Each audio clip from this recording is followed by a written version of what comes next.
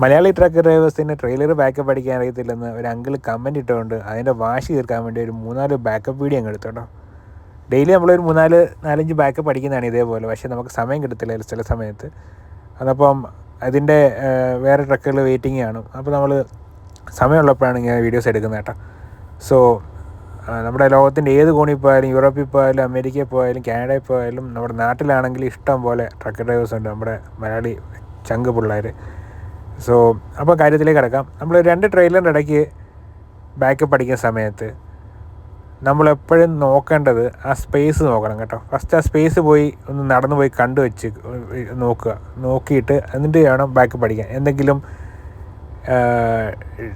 നമ്മുടെ എന്തെങ്കിലും സ്റ്റാൻഡോ എന്തെങ്കിലും കല്ലോ എന്തെങ്കിലും വലിയ എന്തെങ്കിലും സാധനങ്ങളൊക്കെ ചിലപ്പോൾ കിടക്കും. അപ്പോൾ ആ സ്ഥലം ക്ലിയർ ആണെന്ന് നോക്കുക, എന്നിട്ട് വേണം ബാക്കപ്പ് അടിക്കാൻ.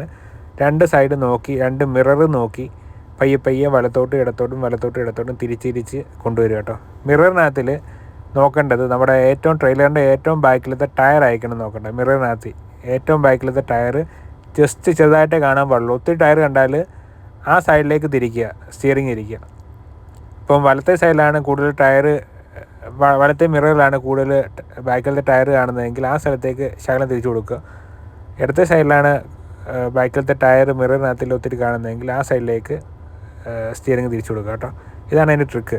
സോ പുതിയ വീഡിയോയുമായിട്ട് വീണ്ടും കാണാം. ബൈ.